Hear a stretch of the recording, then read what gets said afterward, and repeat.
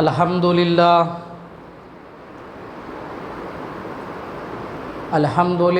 نحمده ونستعینه ونستغفره ونؤمن به ونتوکل علیہ ونعوذ باللہ من شرور انفسنا ومن سیئات اعمالنا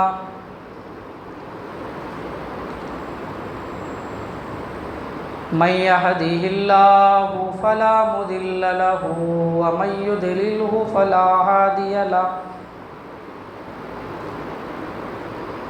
ونشهد أن لا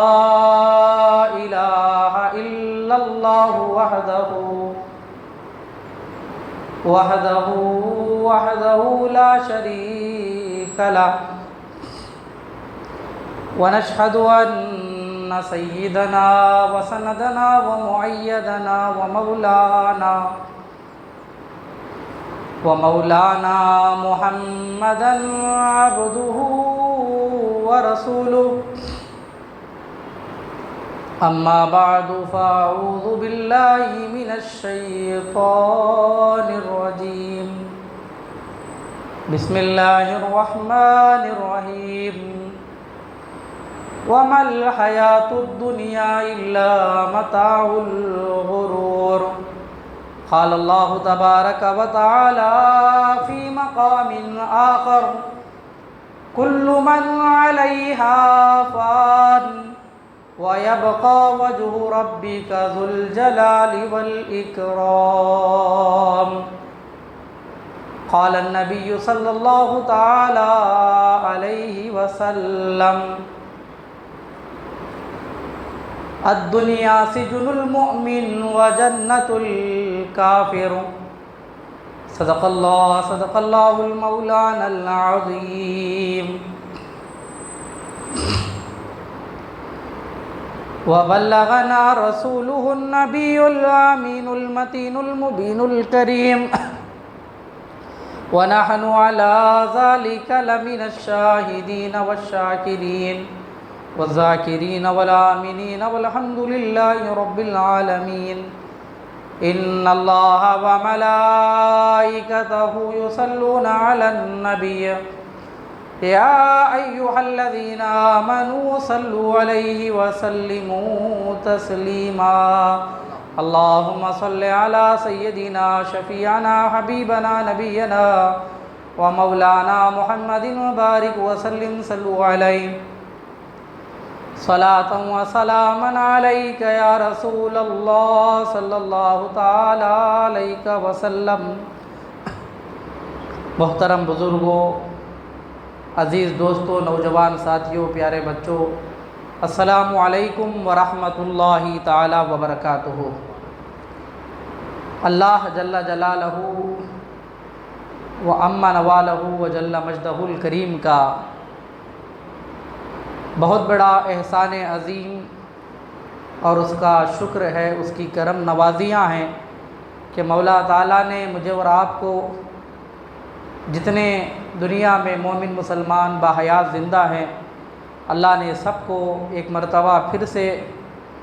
اس کی بارگاہ میں جمعۃ المبارک کے موقع سے مسجدوں میں حاضری کی توفیق عطا فرمائی۔ اللہ تعالیٰ ہم تمام کی حاضری کو اپنی بارگاہ میں قبول فرمائے۔ پروردگار عالم ہمیں جس طرح جمعہ میں توفیق ملتی ہے، اسی طرح پنج گانہ نماز کے لیے اللہ ساری زندگی مومن مسلمانوں کو توفیق عطا فرمائے اور ہماری پیشانیوں میں اللہ سجدے کی دڑپ پیدا فرمائے۔ پنج گانہ نماز کی پابندی کرنے کو اللہ ہم سب کو قبول فرمائے۔ حضرات، جیسا کہ آپ لوگوں نے پچھلے جمعہ سماعت کیا کہ یہ دنیا جس کے لیے ہم مہمان بنا کے بھیجے گئے، اس کی انتہا ہماری خبر ہے۔ دنیا کے اے مسافر منزل تیری خبر ہے، طے کر رہا ہے جو تو 2 دن کا وہ سفر ہے۔ اور اللہ کے رسول صلی اللہ تعالیٰ علیہ وسلم نے سادے سیدھے انداز میں ایمان والوں کو دنیا کے بارے میں بتایا الدنیا سجن المؤمن و جنت الکافر، یہ دنیا ایمان والوں کے لیے قید خانہ ہے، یہ ہمارے لیے پکڑ کی جگہ ہے، لیکن کافروں کے لیے یہ دنیا ہی جنت ہے۔ ہم اس دنیا میں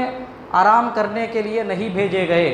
اس دنیا میں ہم مستی کرنے کے لیے نہیں بھیجے گئے، اس دنیا کی عیاشی میں اور اس کی رنگیلیوں میں ڈوبنے کے لیے ہمیں دنیا میں نہیں بھیجا گیا ہے، ہمیں بھیجا گیا دنیا میں تاکہ ہم آخرت کی تیاری کر سکیں، اس لیے ہمیں دنیا میں بھیجا گیا ہے۔ اور اللہ قرآن میں کیا فرماتا ہے؟ وَمَا الْحَيَاةُ الدُّنْيَا إِلَّا مَتَاعُ الْغُرُورِ، اللہ جو پروردگار عالم جس نے دنیا کو بنایا، جس نے اتنی بڑی کائنات کو سجایا، اتنا بڑا نظام وہ چلا رہا ہے، وہ مولا کہتا ہے وَمَا الْحَيَاةُ الدُّنْيَا إِلَّا مَتَاعُ الْغُرُورِ، یہ دنیا دھوکے کے سوا کچھ نہیں۔ بنانے والا پروردگار خود کہہ رہا ہے دنیا دھوکہ ہے، اور اللہ کے رسول نے کہا تمہارے لیے قید خانہ ہے۔ اور کئی روایتوں میں ہمیں بتایا گیا، دوسری آیت میں اللہ فرماتا ہے اعلموا انما الحیاۃ الدنیا لعب ولہو وزینۃ وتفاخر بینکم وتکاثر فی الاموال والاولاد، یہ دنیا جان لو، اللہ فرماتا ہے قرآن میں جان لو، اعلموا انما الحیاۃ الدنیا، یہ دنیا کھیل ہے، اس میں کود ہے، اس میں تماشے ہیں، اس میں ایک دوسرے پر بڑائی ہے، اس میں فخر کرنا ہے، اس میں دکھاوا ہے، اس میں فتنے ہیں، اس میں لڑائیاں ہیں، اس میں جھگڑے ہیں، اس میں قتل و غارت گری ہے، اس کے سوا دنیا میں کچھ نہیں ہے۔ دنیا آخرت کے لیے تیاری کا یہ سفر ہے، آخرت کی تیاری کا سفر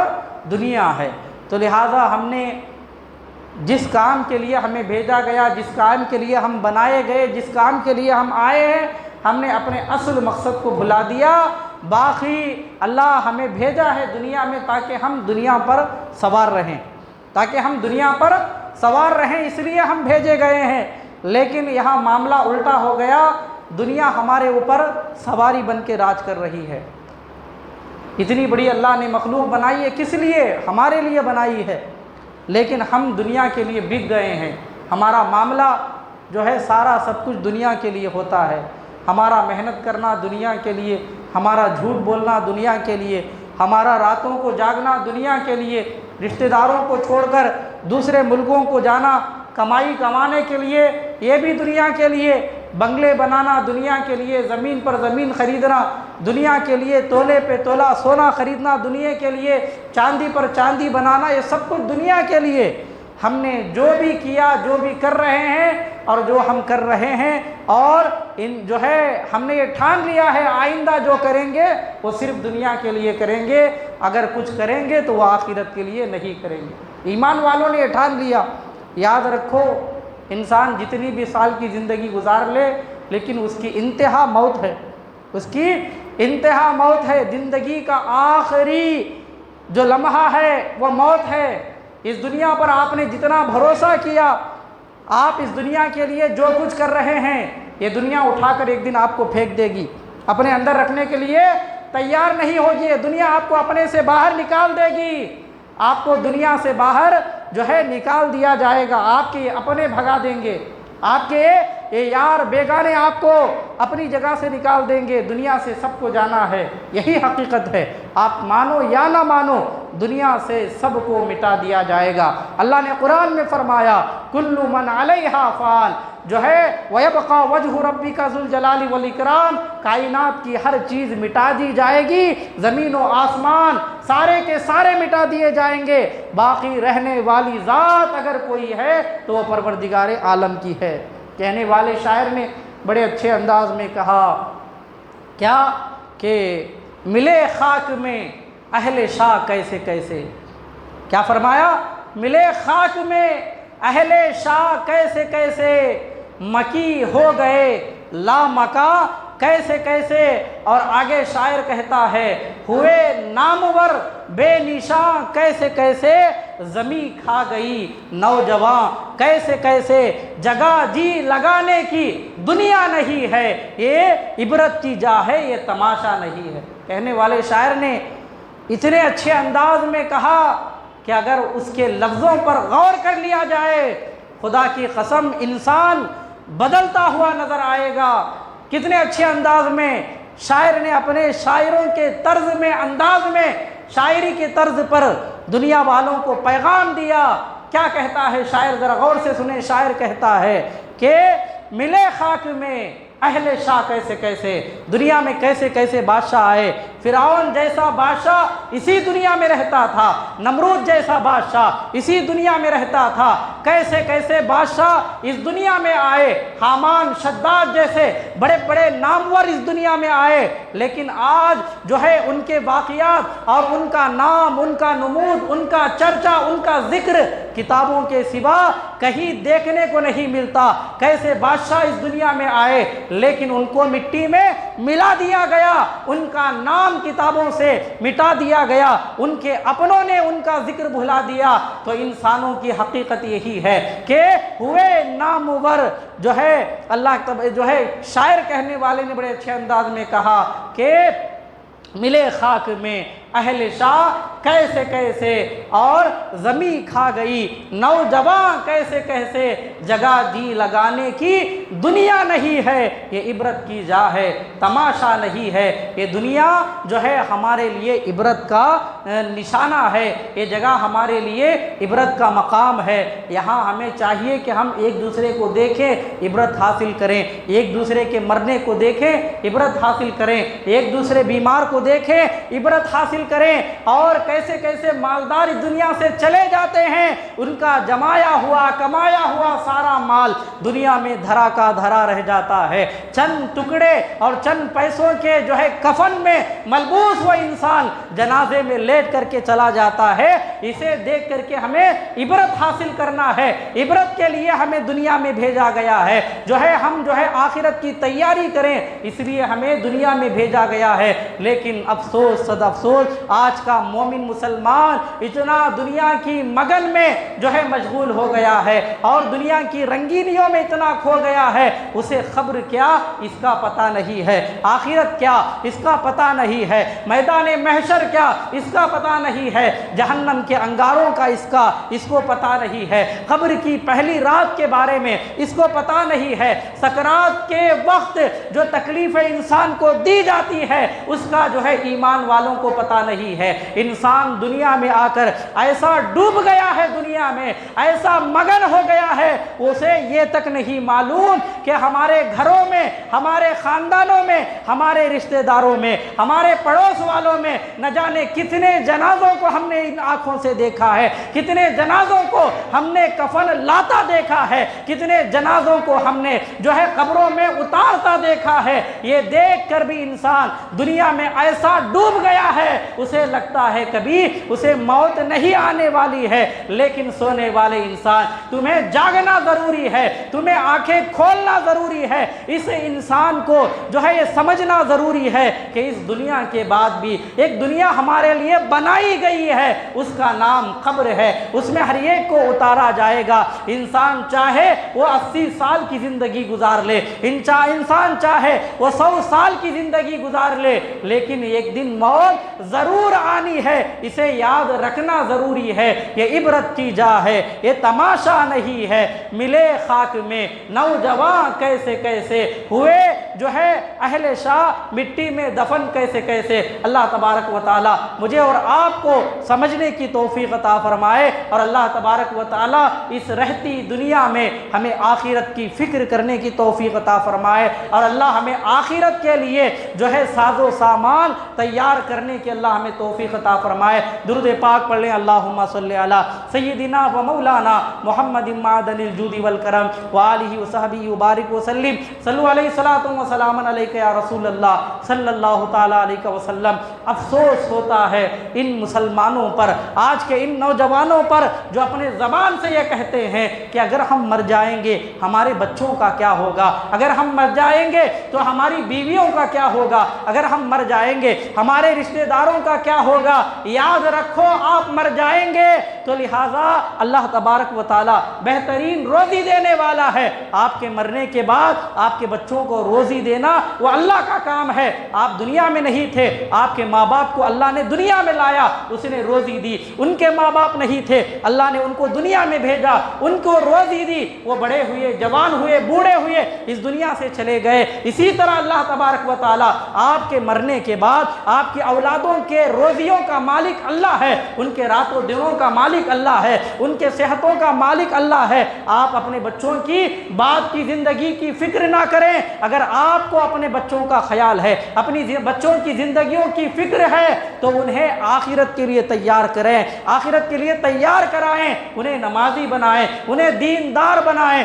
انہیں قرآن پڑھنے والا بنائیں، اور انہیں قبر کے لیے تیار کریں، تاکہ آپ اگر دین کے لیے اپنے بچوں کو تیار کریں گے، انشاءاللہ آپ کے بچوں کی یہ دنیاوی زندگی بھی کامیاب ہوگی اور اخروی زندگی بھی کامیاب ہوگی۔ ہم بڑا دور کا سوچتے ہیں، ہم اپنے مر جانے کے بعد بچوں کے بارے میں بڑا سوچتے ہیں، ان کے لیے بڑی دولتیں چھوڑ جاتے ہیں، ان کے لیے بڑے بنگلے چھوڑ جاتے ہیں، سب کچھ اپنے بچوں کے لیے اپنی زندگی کو داؤ پر لگا دیتے ہیں۔ یاد رکھو، ہم جو ہے دنیا میں اس لیے بھیجے گئے تاکہ ہم آخرت کی فکر کریں، اپنے بچوں کو آخرت کی فکر دلاتے رہیں۔ ہمیں جو ہے قدم قدم پر جو ہے آخرت کی فکر کرنا ہے، بچوں کو بھٹکے ہوئے راہوں سے سیدھے راہوں پر لانا یہ ہماری ذمہ داری ہے۔ اللہ تبارک و تعالیٰ کے سامنے ہمیں ایک ایک دن کا حساب دینا پڑے گا، تو لہٰذا ہمیں اس دن اپنے بچوں کی تربیت کے بارے میں بھی سوال پوچھا جائے گا، اس کے بارے میں بھی ہمیں حساب دینا پڑے گا،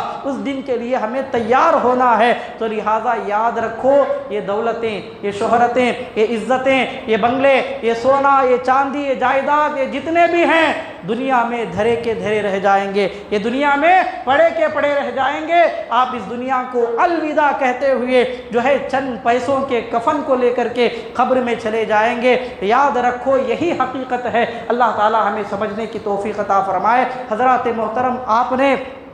بادشاہوں کی زندگی پڑھی، بادشاہوں کو دیکھا کیسی ان کی عالی شان زندگی ہوتی، کئی سارے محلات جو ہے ان کے محلات ہوتے، بڑے بڑے عالی شان ان کے لیے محل بنائے جاتے، ان کے رہنے کے لیے الگ کمرہ بنایا جاتا، 40 کمروں کا ایک ایک محل ہوتا ایک ایک بادشاہ کا، کئی ملکوں پر ایک ایک بادشاہ کا راج ہوتا۔ ان کے پانی لانے کے لیے غلام ہوتے، کھانا لگانے کے لیے غلام ہوتے، ہزاروں قسم کے انواع و اقسام کے کھانے ان کے لیے بنائے جاتے، ان کے کپڑے سینے کے لیے خادم ہوتا، کپڑے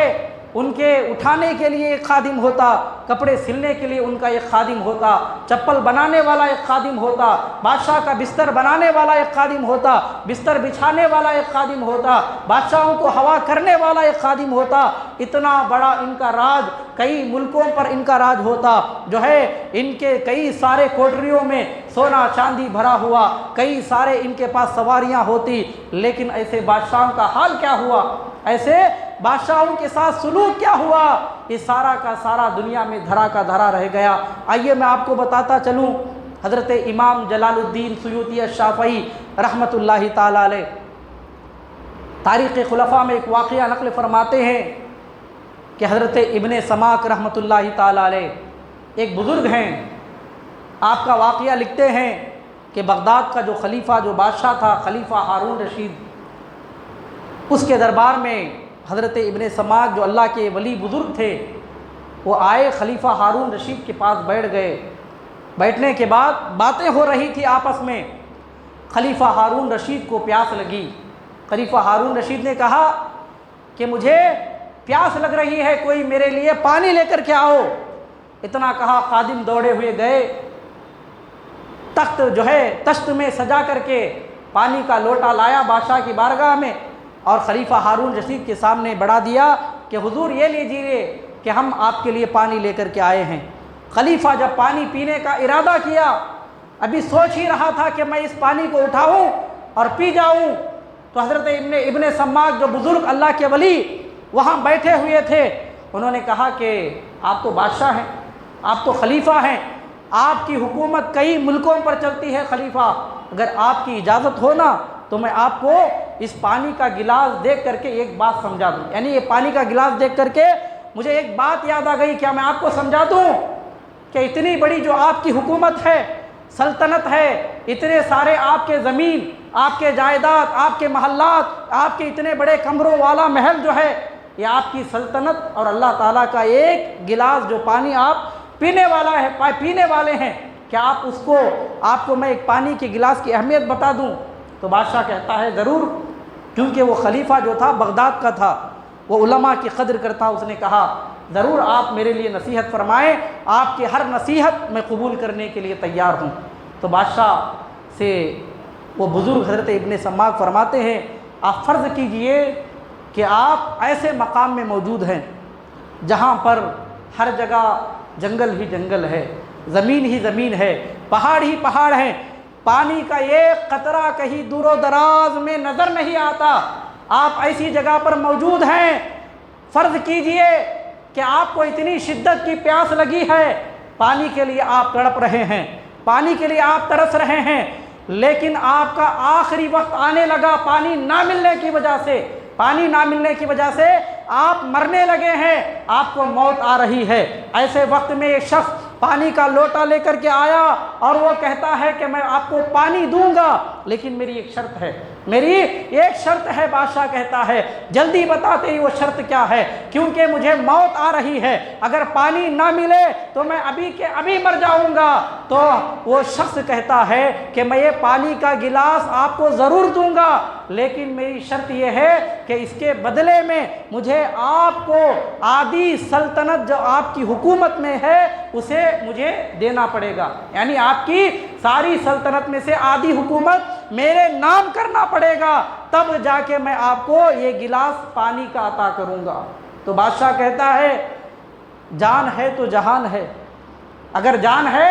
تو دنیا ہے، جان رہے گی تو نہ میری بادشاہت، میری سلطنت، میری حکومت ہے، اگر جان نہیں تو کچھ بھی نہیں، تو لہٰذا میں میری آدھی سلطنت تمہیں دینے کے لیے تیار ہوں، لہٰذا مجھے وہ پانی کا گلاس دے دو۔ تو لہٰذا میں آدھی سلطنت دے کر کے پانی کا وہ گلاس لوں گا اور پانی پی جاؤں گا۔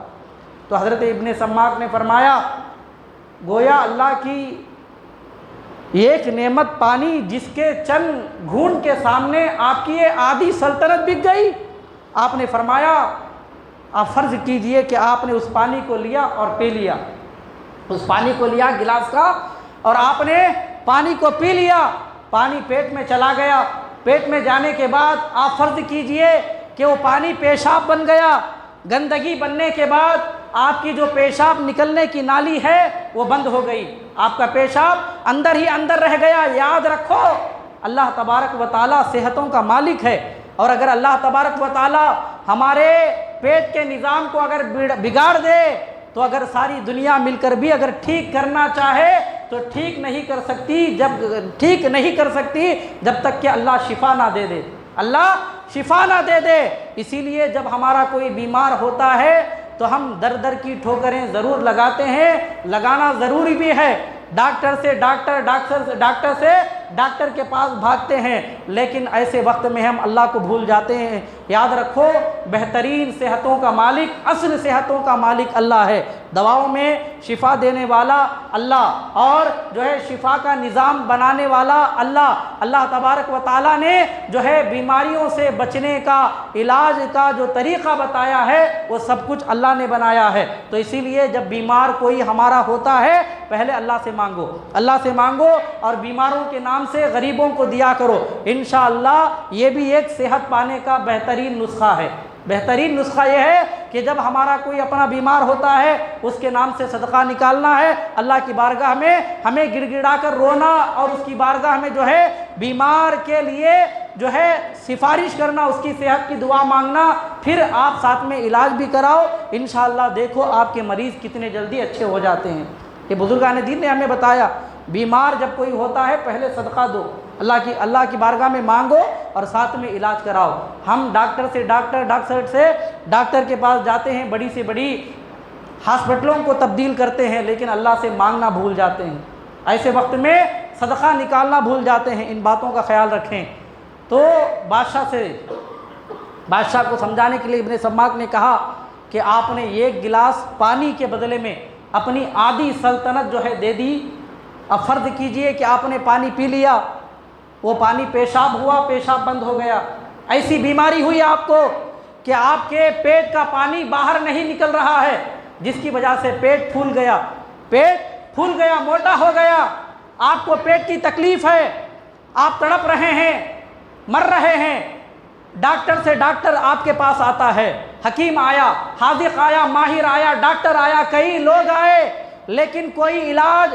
پکڑ نہیں رہا ہے کہ بیماری کیا ہے، آپ کا علاج کیا ہے، کوئی آپ کو اچھا نہیں کر رہا ہے۔ تو آپ نے پوچھا، ایسے وقت میں ایک ایسا ڈاکٹر آیا، آنے کے بعد اس نے کہا کہ میں آپ کا علاج فوراً کر دوں گا، ابھی کے ابھی میں آپ کا علاج کروں گا، آپ کا جو پیٹ کا درد ہے میں اسے دور کروں گا، آپ کا جو پیشاب بند ہے میں اسے جاری کر دوں گا، لیکن میری شرط ہے کہ جو آپ کی اتنی بڑی حکومت ہے اس کی آدھی سلطنت میرے نام کرنا پڑے گا، اس کی آدھی سلطنت میرے نام پر لکھنا پڑے گا کہ آپ کو منظور ہے۔ تو بادشاہ نے کہا، جان ہے تو جہان ہے، اگر جان ہی نہیں تو یہ زمین، یہ جائیداد، یہ سونا، یہ چاندی، یہ ہیرے، یہ موتی، یہ جواہرات میں لے کر نام و نمود، یہ عزتیں، شہرتیں، اگر جان کے بنا میں لے کر کیا کروں گا؟ جان ہے تو جہان ہے، آپ میری اس بیماری کو ٹھیک کر دے، میں سارا سب کچھ لکھ کر کے آپ کے نام کر دوں گا۔ تو ڈاکٹر علاج کرتا ہے اور فوراً علاج ہو جاتا ہے۔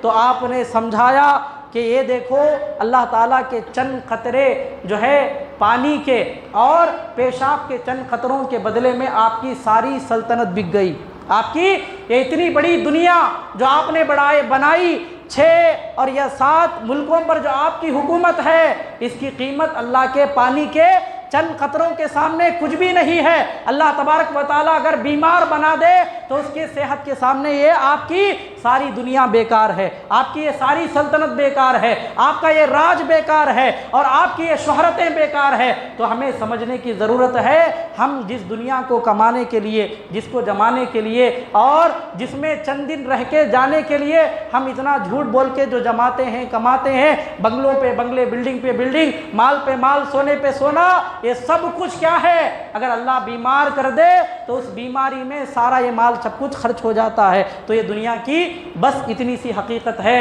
تو اللہ تبارک و تعالی ہمیں جو بھیجا ہے دنیا میں، وہ ہم آخرت کی تیاری کریں، اس لیے ہمیں دنیا میں بھیجا گیا ہے۔ یہ دنیا ہمیں جو ہے عبرت کا نشان بنا کر کے بھیجا گیا ہے کہ اس دنیا میں ہمیں ایک دوسرے کو دیکھ کر کے سیکھنا ہے کہ سب کو مٹا دیا جائے گا، سب کو دنیا سے بھیج دیا جائے گا، کوئی باقی رہنے والا نہیں۔ بڑے بڑے نامور بادشاہ آئے، دنیا سے چلے گئے، بڑے بڑے سلطنتوں والے آئے، سب دنیا سے چلے گئے، بڑے بڑے پہلوان آئے، ان کا نام و نشان مٹا دیا گیا۔ سب کا حشر یہی ہونے والا ہے، ہر ایک کو مٹی میں ملنا ہے۔ ہم دنیا میں آئے ہیں دنیا کمانے کے لیے نہیں، ہم دنیا میں آئے ہیں دنیا جمانے کے لیے نہیں، ہم دنیا میں آئے ہیں شہرتوں کو پانے کے لیے نہیں، بلکہ ہم دنیا میں بھیجے گئے ہیں تاکہ ایک دوسرے کو دیکھ کر عبرت حاصل کریں، ایک دوسرے کو دیکھ کر نصیحت حاصل کریں، اور ہم جو ہے دنیا میں بھیجے گئے ہیں تاکہ ہم آخرت کی تیاری کر سکیں، تاکہ ہم اللہ تعالیٰ کو راضی کر سکیں۔ یہی ہمارے دنیا میں آنے کا مقصد ہے، لیکن ہم آنے کا مقصد بھول گئے، بلکہ ہم دنیا میں ایسے مگن ہیں کہ دنیا ہمارے اوپر راج کر رہی ہے۔ اللہ کے رسول نے فرمایا کہ دنیا میں ایسے رہو کہ دنیا پر تم سواری بن کے رہو، دنیا کو اپنے اوپر سوار ہونے نہ دو، لیکن ہم نے دنیا کو اپنے اوپر سوار کر لیا، دنیا کا راج ہمارے اوپر ہے، ہم بس جی رہے ہیں دنیا کے لیے، کمانا ہمارا دنیا کے لیے، ہم جھوٹ بھی بول لیتے ہیں کمانے کے لیے، کیسے کیسے چوریاں بھی کر لیتے ہیں پیٹ پالنے کے لیے، ہمارا سب کچھ دنیا کے لیے ہو گیا ہے، دنیا ہمارے اوپر راج کر رہی ہے، دنیا کی رنگینیوں میں ہم ڈوب گئے ہیں، دنیا کی مستیوں میں ہم ڈوب گئے ہیں، ہمیں آخرت کی ذرہ برابر فکر نہیں ہے۔ آئیے میں آپ کو بتاتا چلوں کیسے کیسے بادشاہ دنیا میں آئے، لیکن دنیا نے انہیں سبق سکھا دیا۔ ہمیں بھی دنیا سبق سکھاتی ہے، لیکن ہم سبق سیکھتے ہیں، پھر ایسا مگن، ایسی مستی، پھر سے ہم دنیا کو بھول جاتے ہیں، آخرت کو بھول جاتے ہیں، پھر سے دنیا کی مستی میں ڈوب جاتے ہیں۔ اللہ تعالیٰ مجھے اور آپ کو صحیح معنوں میں آخرت کی فکر کرنے کے اللہ ہم سب کو توفیق عطا فرمائے۔ حضرت ابراہیم بن ادھم رحمۃ اللہ تعالیٰ علیہ، 6 ملکوں پر آپ کی حکومت تھی، 6 ملکوں پر اتنا بڑا راج تھا آپ کا، بڑے بڑے محلات تھے۔ ایک دن اپنے محل میں شاہی انداز میں شاہی مسندوں پر سو رہے تھے کہ سوتے ہوئے آپ نے چند آوازیں سنی کہ کوئی تخت پر ٹہل رہا ہے۔ آپ نے کھڑکی سے اٹھ کر کے کھڑکی سے آپ نے آواز لگائی، کون ہے جو وقت کے بادشاہ کو تکلیف دے رہا ہے جس کی حکومت 6 ملکوں پر ہے؟ اگر ایک آواز دوں نا تو میری ساری رعایا تلواریں تیر لے کر حاضر ہو جائے گی اور تمہیں مٹا کے رکھ دے گی۔ تو لہٰذا کون ہے جو میری نیند میں مجھے خلل ڈال رہا ہے؟ کیا تمہیں معلوم نہیں ہے کہ یہ وقت بادشاہ کے سونے کا ہے اور بادشاہ سو رہا ہے اور تم تکلیف دے رہے ہو؟ تم انسان ہو یا جن ہو؟ یہ حضرت ابراہیم بن ادھم نے کھڑکی سے آواز لگائی تو کہنے والا اوپر سے آواز دیتا ہے کہ ہم لوگ آپ کے محل کے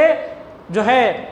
اوپر اپنے اونٹوں کو تلاش کر رہے ہیں، اپنے اونٹوں کو تلاش کر رہے ہیں۔ بادشاہ کو بڑا غصہ آیا، اس نے کہا کیا یہ اونٹوں کو تلاش کرنے کی جگہ ہے؟ جاؤ میدانوں میں، جنگلوں میں اپنے اونٹوں کو تلاش کرو۔ تو کہنے والا اوپر سے کہتا ہے اے بادشاہ، ہم آپ کو یہی تو سمجھانا چاہ رہے ہیں، آپ ایمان والے ہیں، آپ ابراہیم بن ادھم ہیں، آپ اللہ تعالیٰ کو ماننے والے، آپ ان نرم و نازک جو ہے بستروں پر اور ایسے عالی شان محلات پر جو ہے لیٹے لیٹے اگر اللہ کو ڈھونڈنا چاہیں، اللہ تبارک و تعالیٰ کو راضی کرنا چاہیں تو ان محلات میں، ان جو ہے نرم و نازک بستروں میں اللہ آپ کو نہیں ملنے والا۔ اگر آپ کو اللہ کی تلاش ہے، اگر آپ اللہ کو راضی کرنا چاہتے ہیں تو ان محلات کو چھوڑنا پڑے گا، ان گدی نشینیوں کو چھوڑنا پڑے گا، ان نرم و نازک بستروں کو چھوڑنا پڑے گا۔ جب اس دنیا کو آپ چھوڑ دیں گے اور فقیری اختیار کریں گے تب آپ کو اللہ ملنے والا ہے۔ یہ بات آپ کے دل پر ایسی اثر ہوئی کہ آپ رات و دن بس یہی بات کو سوچتے رہے اور آپ نے اللہ کی رضا کے لیے، اللہ کی تلاش کے لیے دنیا کو چھوڑ دیا، ساری دنیا کو چھوڑ دیا۔ 6 ملکوں پر آپ کی حکومت تھی، سارے زمینوں کو آپ نے اللہ کی راہ میں قربان کر دیا، سارے محلات چھوڑ دیے، سارے بنگلوں کو چھوڑ دیا، جو ہے کئی 100 کمروں کا ایک محل ہوتا، سارے محلات کو چھوڑ کر آپ نے پھٹے پرانے کپڑوں میں جنگلات کی طرف نکل گئے اور جنگلات کی طرف گئے، اللہ اللہ کرنے لگے، اللہ کی صدائیں لگانے لگے، عبادتوں میں ایسے مشغول ہوئے، ریاضتوں میں ایسے مشغول ہوئے، مجاہدات میں ایسے مشغول ہوئے، ایسے پائے کے بزرگ اور ولی ہوئے جو 6 ملکوں پر حکومت کرنے والے بادشاہ ایسے اللہ کے ولی اور بزرگ ہوئے کہ حضرت عطائے رسول، ہند الولی، خواجہ غریب نواز جیسے اولیاء آپ کے سلسلے میں پیدا ہوئے، اتنے بڑے ولی ہوئے۔ حضرت ابراہیم بن ادھم رحمۃ اللہ تعالیٰ علیہ، ایک زمانے میں 6 ملکوں پر آپ کی حکومت تھی، 6 ملکوں پر آپ کی حکومت، کئی لاکھ رعایا کے آپ مالک تھے، ایک جو ہے گھنٹے میں کئی کپڑے تبدیل کرتے تھے، اگر سفر میں جاؤ تو سفر کے لیے الگ کپڑا، اگر انصاف کے لیے بیٹھو تو اس کے لیے الگ کپڑا، کھانے کے لیے بیٹھو اس کے لیے الگ کپڑا، ٹہلنے نکلو اس کے لیے الگ کپڑا، شکار کے لیے نکلو تو اس کے لیے الگ کپڑا۔ لیکن ایک دن جب فقیری اختیار کی، اللہ کے ولی بن گئے، دیکھیے ایک دن دریا کے سامنے بیٹھے ہیں، اپنی گدڑی سل رہے ہیں، کپڑے سل رہے ہیں اور پھٹے پرانے کپڑے بدن پر ملبوس ہیں، دریا کے سامنے بیٹھے ہیں۔ آپ کا ایک وزیر جو آپ کی حکومت کے وقت میں جو آپ کا وزیر تھا وہ آگے سے آتا ہوا نظر آیا، دیکھیے ایک طرف دنیا کی حکومت،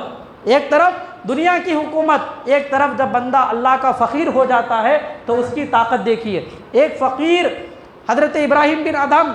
پھٹے پرانے کپڑے پہن کر ساری دنیا کو چھوڑ دیا، محلات، حکومت سب کو چھوڑ کر فقیر بن گئے، آ کے ایک دن دریا کے سامنے کپڑے سلتے ہوئے بیٹھے ہیں۔ آنے والا آپ کا ایک وزیر جو آپ حکومت کرتے تھے، اس زمانے میں آپ کا وزیر تھا، وہ قریب آیا، آنے کے بعد آپ کو دیکھا، غور سے دیکھا، دیکھنے کے بعد کہا اے ابراہیم بن ادھم، آج آپ فقیر ہیں، آپ کے بدن پر پھٹے پرانے کپڑے،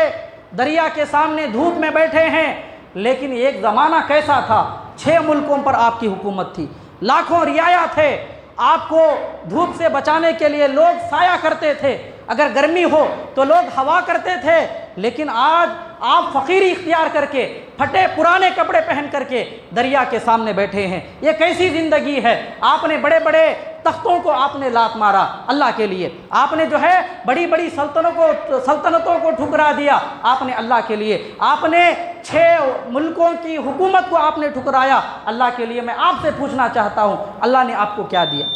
یہ فقیری نے آپ کو کیا دیا؟ یہ پھٹے پرانے کپڑوں نے آپ کو کیا دیا؟ تو حضرت ابراہیم بن ادھم رحمۃ اللہ تعالیٰ علیہ سے جب اس طرح کے سوالات ہوئے تو حضرت ابراہیم بن ادھم جو کپڑے سل رہے تھے، تاگے میں سے سوئی نکالی، سامنے جو دریا تھی دریا میں پھینک دیا، دریا میں سوئی کو ڈال دیا اور فرماتے ہیں اے دریا کی مچھلیوں، کیا تم نہیں دیکھتی کہ ابراہیم بن ادھم کی سوئی دریا میں گر گئی ہے، مجھے اس سوئی کی ضرورت ہے، لے کر کے آؤ۔ تو تاریخ لکھنے والے لکھتے ہیں کہ ایک دو نہیں بلکہ دریا کی ہزاروں مچھلیاں اپنے منہ میں سونے کی سوئیاں لیے ہوئے اوپر آ رہی ہے اور ابراہیم بن ادھم سے کہتی ہے کہ ہماری سوئی آپ لے لیجئے۔ تو حضرت ابراہیم بن ادھم نے فرمایا وہ دنیا کی حکومت تھی جو 6 ملکوں پر میں راج کرتا تھا، وہاں میں لوگوں کے سروں پر راج کرتا تھا۔ جب سے میں نے اللہ کے لیے دنیا کو چھوڑا، 6 ملکوں کو چھوڑا، بڑے بڑے محلات کو چھوڑا، میں نے سونے چاندی کو، ہیرے جواہرات سب کو میں نے ٹھوکر ماری صرف اللہ کے رضا کے لیے۔ جب سے میں نے اللہ کی رضا کے لیے پھٹے پرانے کپڑوں کو اپنے بدن پر سجایا ہے، جب سے میں نے اللہ اللہ کی صدائیں لگائی ہے، آج میری ایک آواز پر یہ ساری دریا کی مچھلیاں لبیک کہتے ہوئے سونے کی اور چاندی کی سوئیاں لے کر میرے نام کے لیے اور میرے لیے خدمت میں حاضر ہیں۔ جو دنیا کے لیے راج کرتا ہے، جو دنیا بنانے کے لیے راج کرتا ہے، دنیا اسے مٹی میں ملاتی ہے، لیکن جو اللہ تبارک و تعالیٰ کے لیے فقیری اختیار کرتا ہے، جو اللہ کے لیے دنیا چھوڑ دیتا ہے، وہ صرف انسانوں کے سروں پر نہیں بلکہ سمندر میں رہنے والی مچھلیاں اور سوراخوں میں بسنے والے کیڑے مکوڑوں پر